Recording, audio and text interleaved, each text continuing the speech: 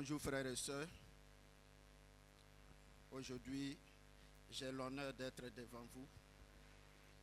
Je prie que vous écoutez attentivement et que vous tirez les leçons que notre Seigneur veut nous donner.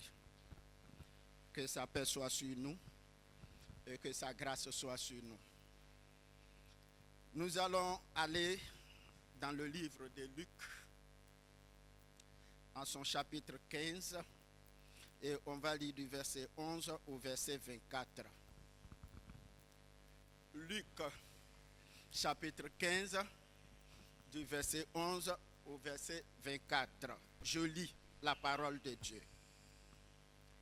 Il dit encore, un homme avait 2 fils. C'est Jésus qui parle. Il dit encore, un homme avait 2 fils. Le plus jeune dit à son père, mon père, donne-moi ma part des biens. Tu dois me revenir. Et le père leur partagea son bien. Verset 13.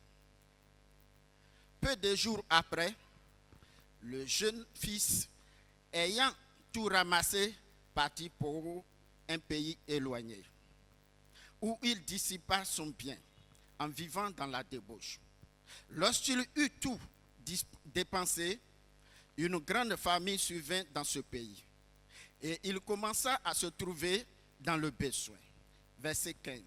Il alla se mettre au service d'un habitant du pays qui l'envoya dans ses champs garder ses pourceaux. Il aurait voulu se rassasier des carouges que mangeaient les pourceaux, mais personne ne lui en donnait.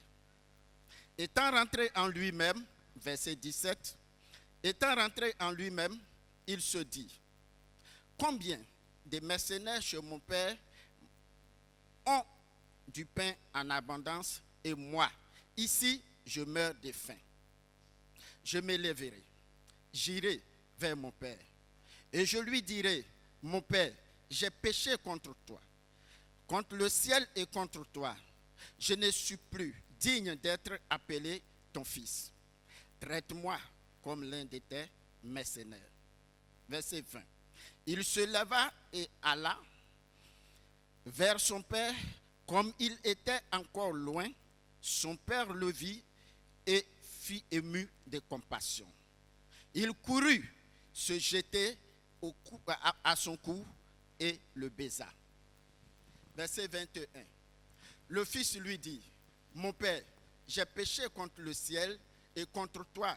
Je ne suis plus digne d'être appelé ton fils.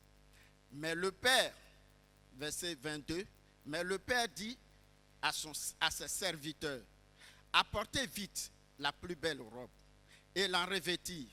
Mettez-lui un anneau au doigt et des souliers aux pieds. Amenez le veau gras et tuez-le. Mangeons et réjouissons-nous. Car mon fils que voici était mort, il est revenu à la vie. Il était perdu et il est retrouvé. Et il commençait à se réjouir. Parole du Seigneur. Voici le texte sur lequel nous allons articuler toute la prêche de ce jour. Il s'agit de ce que on appelle l'enfant prodigue. J'ai donné pour titre à ce message, mon fils, tout ce que j'ai est à toi. Mon enfant, tout ce que j'ai est à toi. Le monde spirituel comme le monde naturel, les positions que nous occupons sont importantes. C'est ainsi que le roi n'est pas traité de la même manière que la population. Et le roi, il est respecté, il est craint, on l'obéit. Il règne comme un Dieu. Ainsi comme il est roi et qu'il règne, son fils est craint et aimé parce que le monde le voit comme le souverain, le futur souverain. C'est-à-dire celui qui va monter sur le trône. Donc on voit que la position du roi dépend sur la position du prince qui est le fils.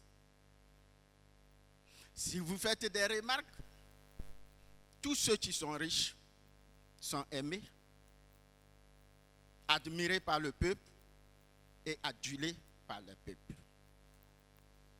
Mais quand leur fils aussi arrive quelque part, ils sont accueillis avec les mêmes honneurs que leur papa. C'est à cause de qui? À cause du père. Tout est important. Il n'y a rien qui soit fortuit. Mais nous les hommes, nous ne prêtons pas attention aux choses que tu peux nous dire, donner des choses. Alors je viens pour poser la question à chacun de nous, qui es-tu? Qui es-tu? Es-tu le fils d'un roi? Es-tu le fils d'un riche? Es-tu toi-même le roi? Qui es-tu?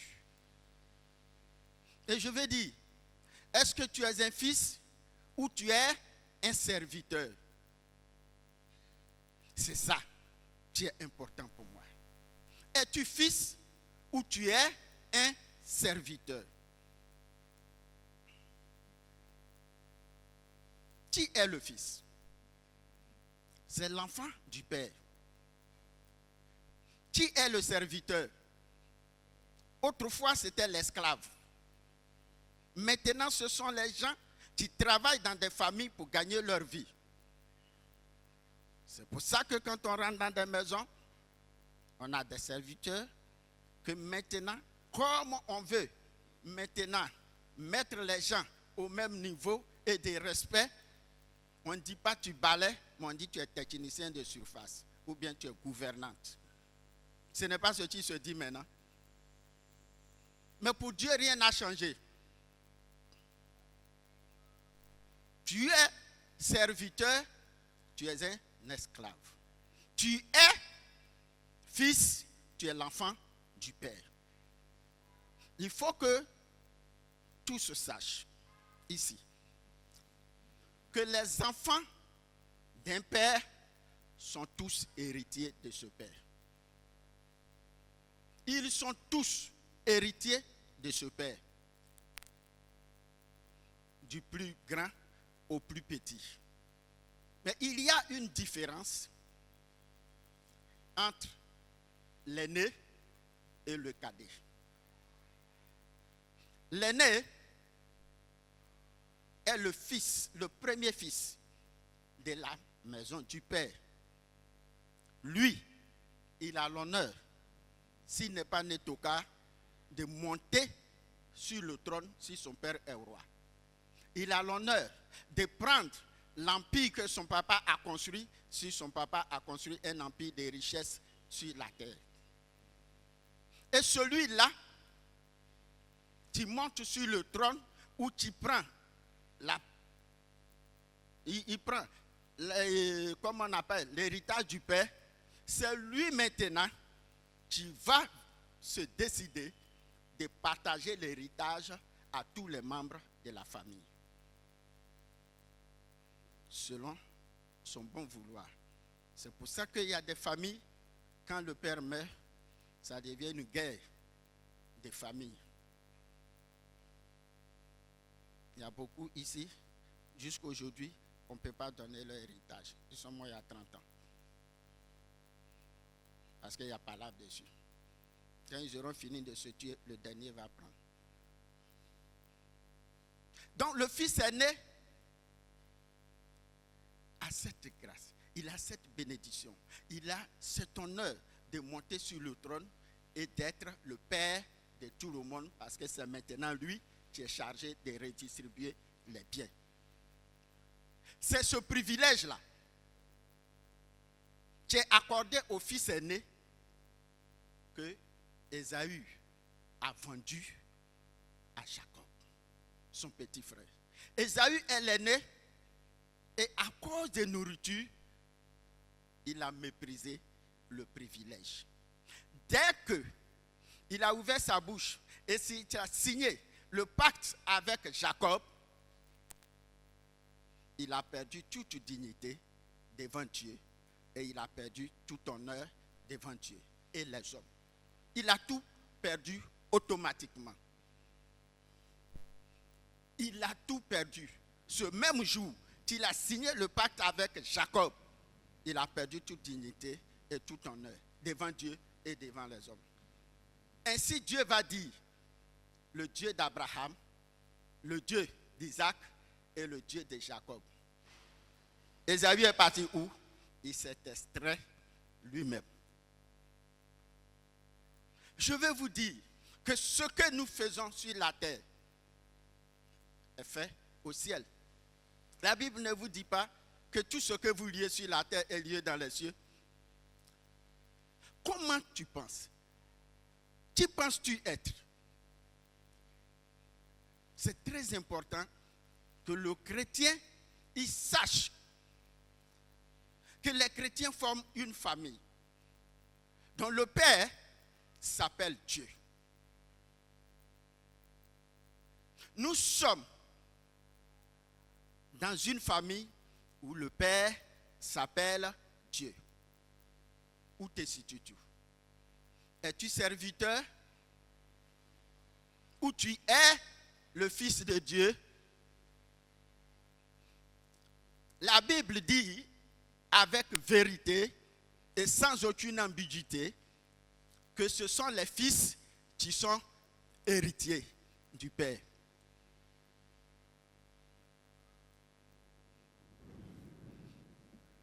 Le serviteur, il est dans une maison. Il connaît tous les secrets. Il travaille beaucoup, mais il n'a pas de rien. Il n'a pas de rien.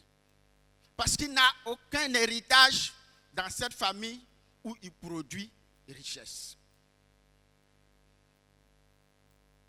C'est comme ça que Dieu a fait les choses. Nous sommes une famille. Notre Père s'appelle Dieu. Tu vois, comment tu vois Dieu? Et comment te positionnes-tu par rapport à Dieu? Cela va déterminer ce que tu sais.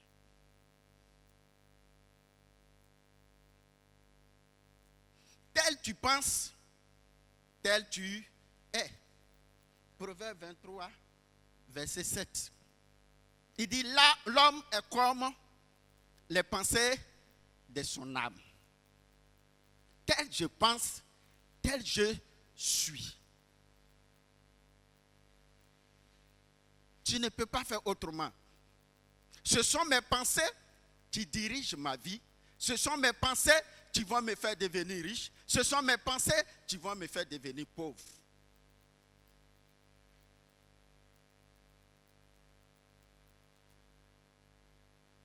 Où te situes-tu?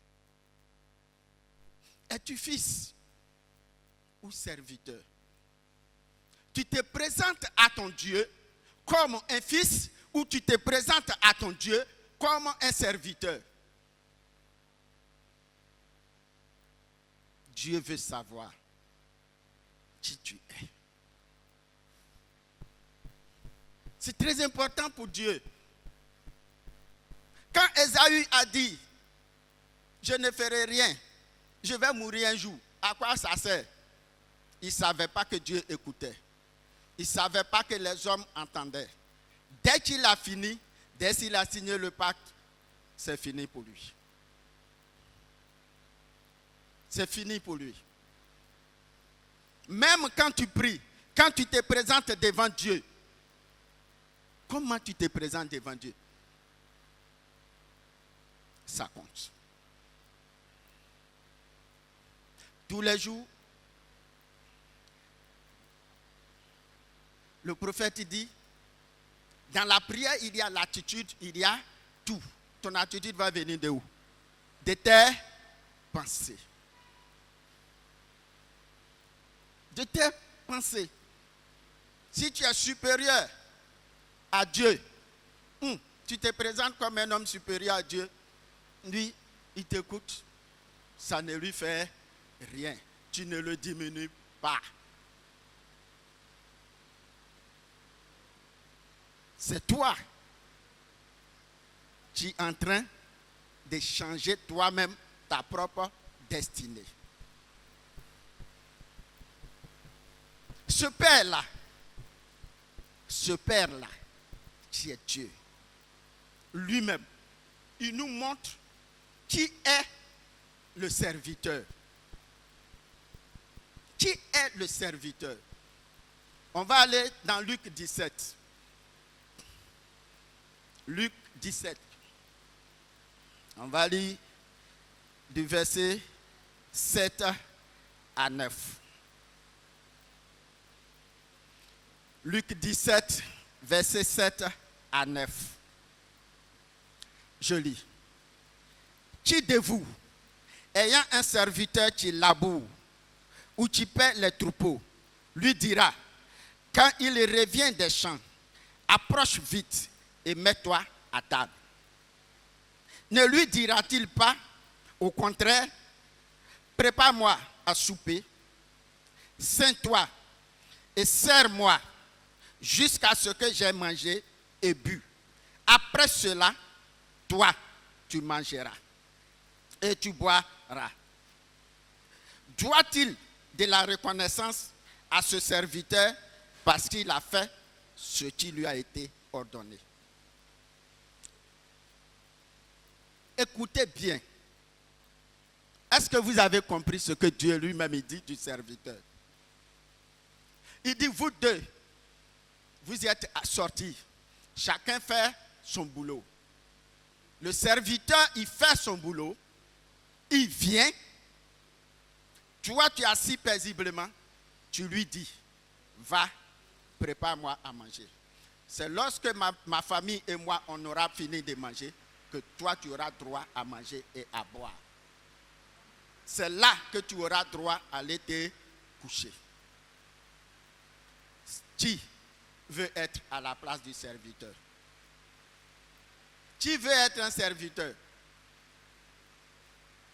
Voici la position. Tout est une question de position. Tout est une question de position. Tu te situes où? Es-tu le fils? Le même Père, il nous montre que les fils là, ils ont des privilèges.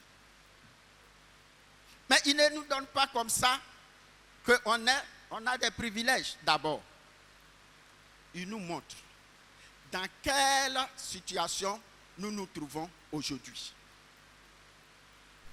On parle de plusieurs dispensations. Mais aujourd'hui, nous sommes dans une dispensation où Jésus est mort, il est ressuscité. Et après la mort et la résurrection de Jésus, tous ceux qui vont accepter Jésus-Christ et qui vont se laisser conduire par le Saint-Esprit, c'est ceux-là qui deviennent des enfants de Dieu. Ils deviennent des enfants de Dieu.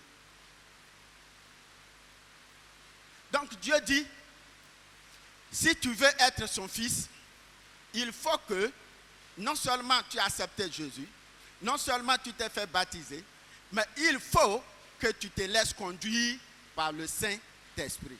Romains 8, verset 14. Car tous ceux qui sont conduits par l'Esprit de Dieu sont fils de Dieu.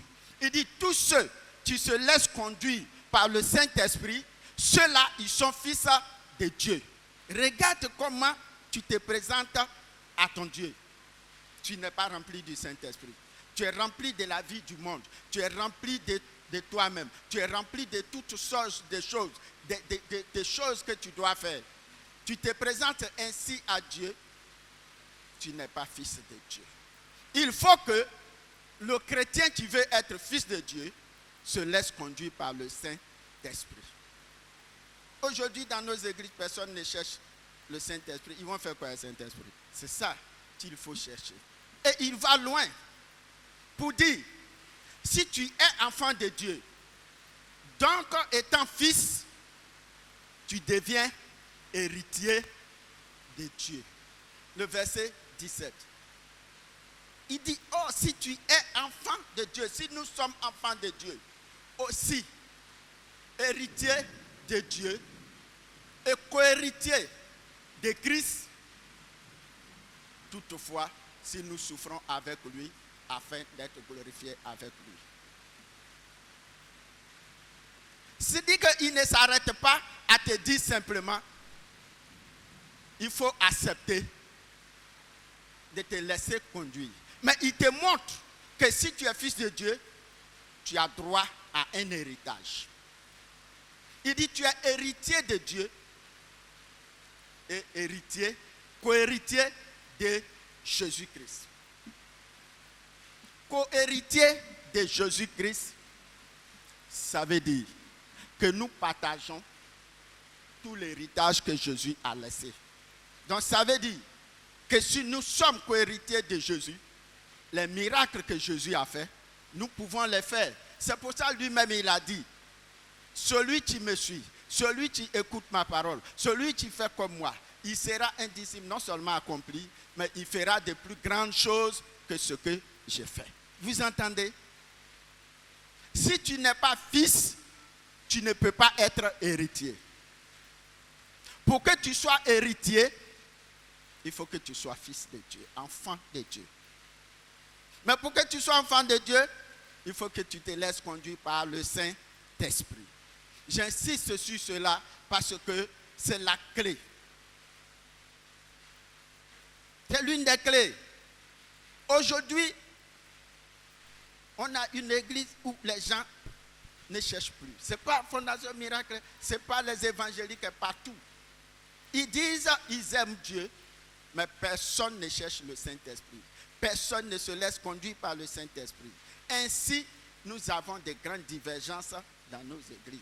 Parce que comment nous sommes humains, nous faisons les choses selon notre propre capacité, alors que Romains 5,5 dit quoi? Or, l'espérance ne trompe point, parce que l'amour de Dieu est répandu dans nos cœurs par qui? Le Saint-Esprit qui nous a été donné. C'est pourquoi les églises de maintenant ont ces problèmes. Parce que le Saint-Esprit n'étant pas en toi, il n'y a pas d'amour en toi pour aimer ton frère. Il n'y a pas d'amour en toi pour comprendre l'autre. C'est l'amour seul qui a compassion. L'amour seul.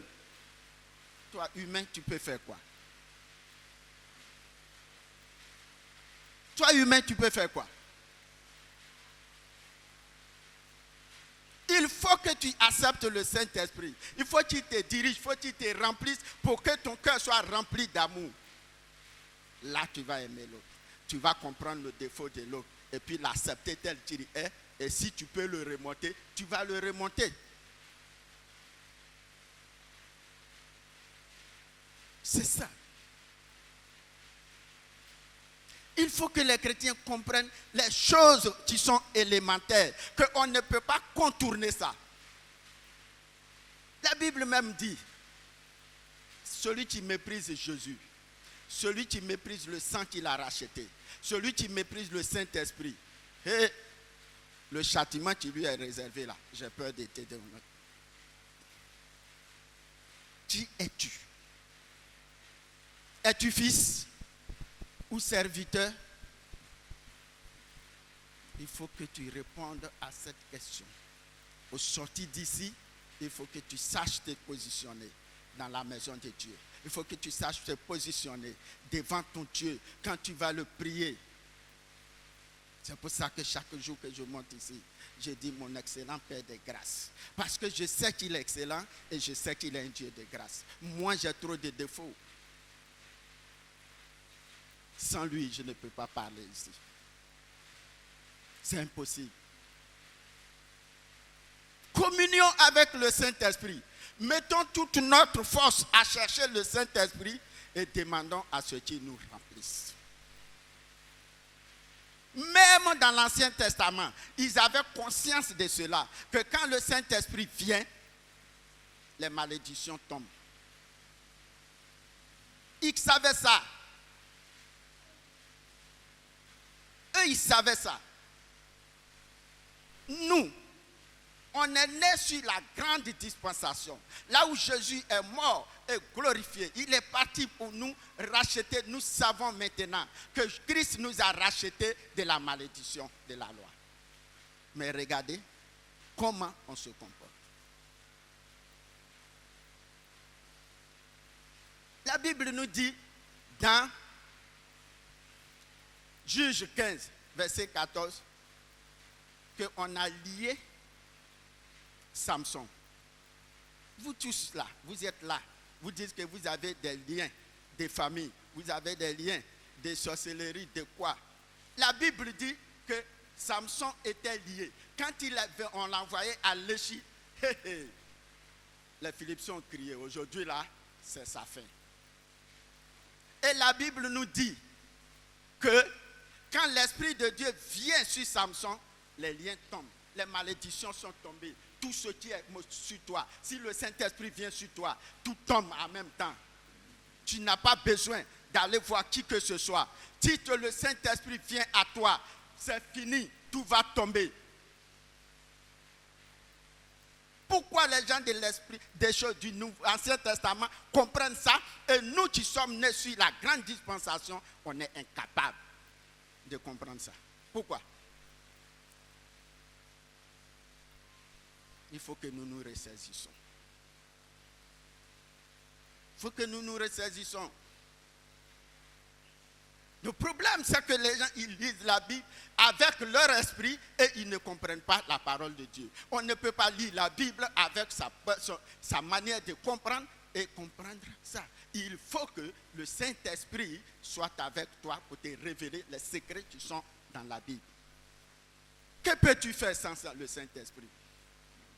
Jésus dit, vous ne pouvez rien faire sans moi. Pourquoi? Parce que s'il n'est pas en toi, tu es zéro. Mais pourquoi les chrétiens de maintenant ne comprennent pas la chose la plus simple? On rentre dans les églises pour chercher bénédiction. Bénédiction, à qui va te donner? Tu vas créer? Non.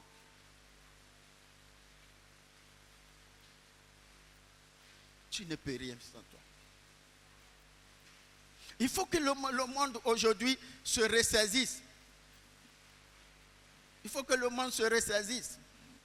Nous sommes en train de partir à la dérive et nous croyons que nous sommes sur la bonne voie. Sans le Saint-Esprit, tu vas à la dérive. Il n'y a rien à faire. Absolument rien à faire. Croyez, je ne vous dis pas des choses. Sans le Saint-Esprit, nous ne pouvons rien. Es-tu fils ou serviteur? Vous avez vu la position du serviteur. Si tu sais que tu es fils de Dieu, si tu sais que tu te laisses conduire par le Saint-Esprit, Jésus te dit, il te dit, mon enfant, tout ce que j'ai est à toi. Il n'a pas dit, je vais te donner une chose et puis laisser l'autre. Il dit, tout ce que j'ai est à toi. On va lire, vous allez voir. Luc 15, le verset 31. Luc 15, le verset 31. C'est là que j'ai tiré le titre de ce que je vous donne. Il dit, mon enfant, lui dit le Père, tu es toujours avec moi et tout ce que j'ai est à toi. Vous savez à qui il dit ça? Au grand frère du fils prodigue. Il est exactement comme nous. Son petit frère a usé de violence sur lui-même pour aller demander sa part d'héritage pendant que leur père vit. Et le père, pour donner la part du jeune frère, il a réservé pour le grand frère. Il est stupide. Il n'est pas venu demander sa part. Et pourtant, il a vu son petit frère venir demander et recevoir. Quel orgueil. Dieu leur a partagé. Ça veut dire que sa part était réservée. On va lire d'abord et puis vous allez comprendre. On revient sur le verset 12 de Luc 15. Le plus jeune dit à son père, mon père, donne-moi la part des biens, tu dois me revenir. Et le père leur partagea son bien. Ça veut dire que quoi? Leur partagea, ça veut dire quoi? Le grand frère à sa part qui est là, non? Il n'est pas venu pour demander. Pourquoi? Parce que ce frère aîné se considère comme un serviteur. Donc il va au champ, il va travailler ardemment, il revient. On dit ton petit frère est revenu. C'est à cause de ça il y a une si grande fête. Mais on a tué le veau gras et nous sommes en train de danser. Il est fâché. Il est fâché. Il est comme nous. Papa, moi je te sers sans jamais transgresser tes lois. Le papa là, il dit, Kabako, quel fils? Il dit, je te sers sans jamais transgresser tes lois. Ton fils, tu as mangé ton argent avec les prostituées. Et regarde les comparaisons que tu fais. C'est la jalousie. C'est ce que son frère a remarqué. Et puis, il a fait effort sur lui-même pour aller demander sa part d'héritage. Parce qu'il a remarqué que son grand frère est bizarre. Son grand frère est jaloux. Son grand frère est égoïste. Et il se considère comme serviteur de son propre père. Mais le fils prodigue, il se voyait le fils.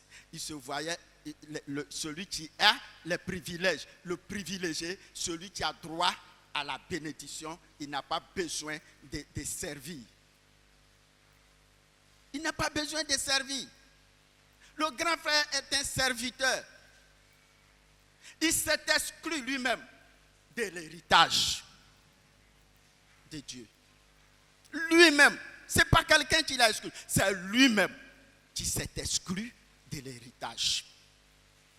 C'est pour ça que son père lui dit, mon fils, tu me fais tellement pitié. Tu es toujours avec moi. En réalité, tu ne m'as jamais connu. Et tu ne me fais pas d'intelligence, preuve d'intelligence. Quand ton petit frère est venu, tu as vu que je l'ai chassé? Non. Mais tu ne m'as rien demandé. Tu ne m'as jamais fait savoir ce que tu veux dans ta vie. Moi, je peux faire quoi? Il dit, je te sers sans jamais transgresser tes lois. Mon fils, je n'ai pas besoin que tu me serves. Parce que tu as vu ton petit frère, il ne faisait rien. Il était assis là. Il m'attendait que je rentre et puis demande ses parts de biens. Où est ton problème réel? Vous voulez être comme ce grand frère? Regardez les autres pour vous comparer, pour montrer que vous êtes les meilleurs. Comment on appelle? Religieux. Et tu n'as rien. Sois religieux. Sois religieux. Tu comprendras un jour. Tu comprendras qu'il faut être spirituel. Continue de te blaguer avec ta religion. Tous les jours, je viens à l'église. Tous les jours, je fais ça. Moi, je donne ma dîme, je donne tant, je fais ça. Oui, c'est ça, tu vas m'élever, mon ami. Ce n'est pas ce que la Bible te dit. Il dit, quelle est la position dans ta tête? Tu te laisses conduire par le Saint-Esprit, oui ou non? Dieu ne veut pas voir quelqu'un lui-même. Dieu nous voit toujours au travers de Jésus-Christ. Toi, Dieu ne te voit pas au travers de Jésus-Christ. Il va faire quoi avec toi? Dans la dispensation où nous sommes, Il faut que Dieu te voie au travers de Jésus-Christ. Tu es hors de Jésus. Tu es dans le monde. Tu n'es pas avec Dieu. Ça ne marche pas. Le grand frère s'est exclu lui-même de l'héritage de Dieu. Ce n'est pas le petit frère qui lui a fait. Et une chose importante, quand le petit frère est revenu, ça c'est l'erreur que beaucoup de chrétiens commettent. Quand le petit frère est parti, il allait dilapider toute sa richesse. Il est venu, lisez, regardez, montrez-moi où Dieu l'a blâmé. Dieu a dit, toi tu ne vaux rien, tu as gâté mes biens. Dieu lui a dit quoi? Pendant qu'il allait, c'est Dieu qui a couru vers lui pour aller l'embrasser. Et Dieu dit, cet enfant-là, il est parti dans le monde. Il est revenu avec ses pensées du monde. En effet, lui, tout ce qui lui a permis d'échouer. Ainsi, les serviteurs encore qui sont là pour faire leur travail, ils vont venir maintenant pour dépouiller ce petit frère, cet enfant, de tout ce qui lui a permis d'échouer. Le cœur, les pensées. Parce que lorsqu'il était avec son père, il avait de la convoitise dans son cœur. Il pensait voir la belle vie dans le monde. Il pensait jouir du plaisir du monde. Il est parti et il revient avec un cœur sincère. Parce qu'il reconnaît que son père, il y en a à manger en abondance sans effort. Et maintenant encore, il sait que son père est le pourvoyeur. Alors quand il arrive, son cœur est en paix. Le père vient et lui dit, non seulement je te couvre de gloire, parce que j'organise toute cette fête pour toi. Je fais tout cela, mais je te donne l'anneau de commandement. Désormais, je te place au-dessus de ton grand frère, de manière officielle. Tu es au-dessus de ton grand frère. Si je ne suis pas là, c'est toi qui vas prendre l'héritage. Vous savez pourquoi? Parce que Jésus dit, je prie de les préserver du monde, mais je ne prie pas pour que tu les ôtes du monde. Il faut que le chrétien, il connaisse le monde sans toutefois s'attacher au plaisir du monde. Ce petit est parti, il a vu la méchanceté du monde. Il a vu comment le monde est méchant. Il est revenu à son père qui est bon et qui est amour. Dieu lui a prouvé son amour et lui a donné l'anneau de commandement pour l'établir au-dessus de son grand frère. Pourquoi toi, on t'a donné quelque chose, tu as fait, tu as échoué, et à cause de ce que tu as échoué, tu as toujours les pensées sur l'échec. Pourquoi? C'est l'échec qui est ton ministère. Il n'y a pas de victoire avec Dieu dans la Bible. Toi, tu as échoué. C'est vrai. L'enfant que vous appelez l'enfant prodigue, ça veut dire enfant dépensier. Même devant son papa, il était dépensier. Mais son père lui a donné sa part d'héritage. Son père savait qu'il allait gaspiller cet argent parce que c'est sa nature. C'est sa nature de gaspiller. Il aime la belle vie, les jolis pantalons, les jolis go. Tout ça là, il aime ça. Il faut que ça, il le fasse. Mais quand il a vu que tout cela ne sert de rien, il a fait quoi? Il est revenu d'un bon cœur vers son père. Toi, pourquoi tu t'accroches à ce que tu as perdu? Pourquoi tu t'accroches à ça? Non, mon oncle a investi pour moi. Le premier homme que j'ai eu là, c'était vraiment un bon type. Et depuis il m'a laissé, je ne trouve plus bon l'homme. Dieu savait que ce gars-là, il allait te prendre. Il savait. Toi, tu crois que Dieu est bête?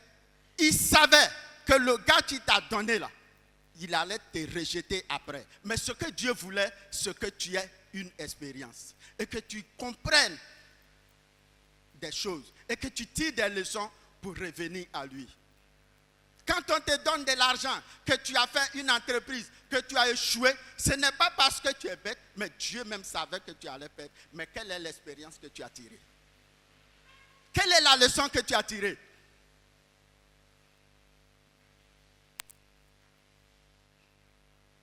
Tu fais un échec et puis tu ne fais pas, tu pleures sur ce que tu as perdu. C'est perdu, ça ne reviendra plus.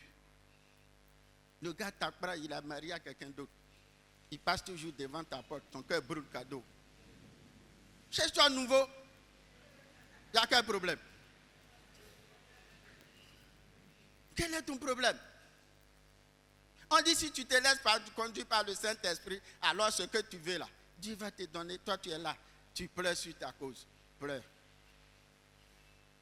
Pleure seulement. Non, ma gueule, elle était trop belle. Je ne peux pas avoir go plus belle qu'elle. On t'a dit que c'est ça que Dieu voulait voir. Il voulait une expérience pour toi. Quelle est l'expérience que tu as tirée? Qu'as-tu remarqué pour que ton entreprise tombe? Qu'as-tu remarqué pour que ce gars te laisse? Le défaut vient de toi-même. Si tu as trouvé, tu reviens à Dieu. Oui, il t'a déjà pardonné. Dieu a déjà pardonné. Pourquoi? Parce que la Bible est formelle. Jésus, mort, ressuscité, a pris tous nos péchés. Il a pris tous nos péchés. Et lui, il a été jugé à notre place. Pourquoi tu te plains? Donc toi, tu n'as pas tes péchés là. C'est toi-même qui vas les épier quoi. C'est toi-même qui vas les consumer. Tu ne peux rien faire. Le péché a été confié à Jésus-Christ seul. Personne n'a autorité sur le péché si ce n'est Jésus-Christ. Tu te lèves, à cause de ça, tu ne peux plus rien faire. Tu te condamnes. Si vous avez appris ce genre de ministère-là même, pour vous condamner chaque fois, ressaisis-toi. Si tu es fils de Dieu, il dit, mon enfant, tout ce que j'ai est à toi. Ne fais pas comme le fils aîné. Demande et Dieu te donnera. Tu échoues, tu reviens pour demander parce que tu as vu la cause de ton échec. C'est ça Dieu. Regardez bien une chose. Au début du ministère de Jésus, il appelait ses disciples comment? Mes disciples. Quand il va pour laver leurs pieds, il les appelle mes amis. Mais quand il meurt et ressuscite, et que Marie va le trouver, il dit, va dire à mes frères qu'on va se trouver où? En Galilée. C'est là-bas qu'on va se retrouver.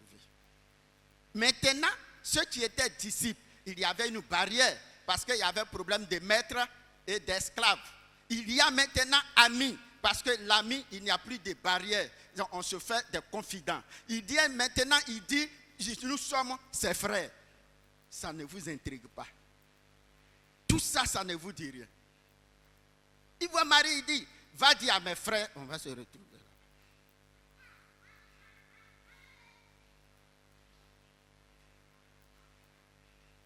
Jésus meurt. Il nous laisse l'héritage. Nous ne prenons pas soin. Parce que pour nous, on va vivre selon nos pensées, selon nos manières de voir le monde.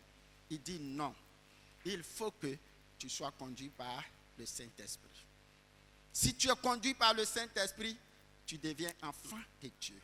Et l'enfant de Dieu, il a droit à un héritage. Les miracles que Jésus a fait, tu peux les faire.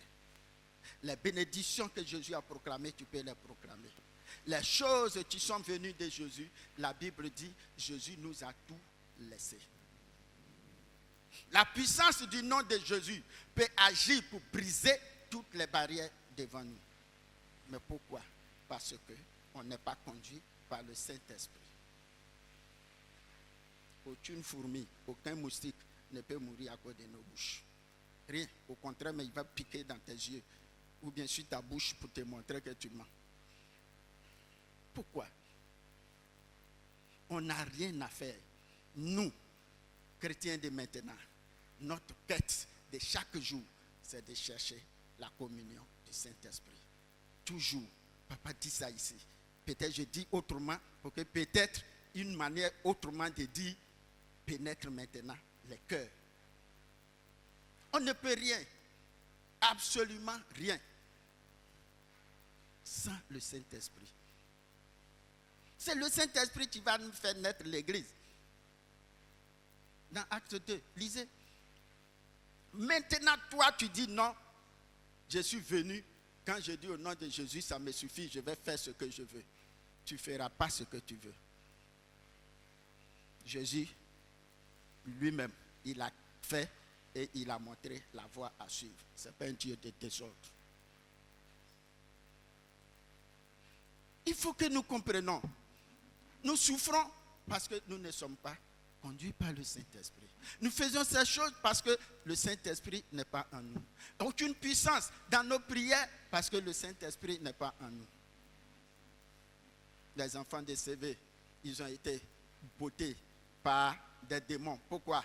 Parce que le Saint-Esprit n'était pas en eux. Et ils ont vu comment on les a chicotés, déshabillés. Ils sont sortis nus. C'est ce que vous voulez être? Non. Il faut qu'on se ressaisisse. Il faut qu'on comprenne que notre vie n'appartient pas à nous-mêmes. C'est le Dieu qui nous a créés. C'est lui qui est notre notice. C'est lui qui sait comment nous devons marcher. Pour marcher avec lui, il a établi ses règles. Celui qui foule ses règles, il se fait du mal lui-même. Il ne fait du mal à personne. Je dis toujours ici, à cette chair, Jésus ne mourra jamais. Dieu ne mourra jamais. C'est nous qui avons des problèmes. Si nous avons des problèmes, nous devons aller vers le parfait pour que notre imperfection devienne perfection. C'est ça qui est là, le plus important pour nous. On va conclure en allant à Galates.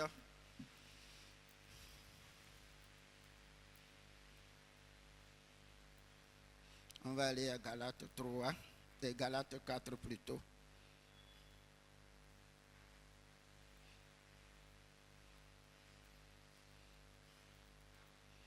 Galates 4, on va lire le verset 30.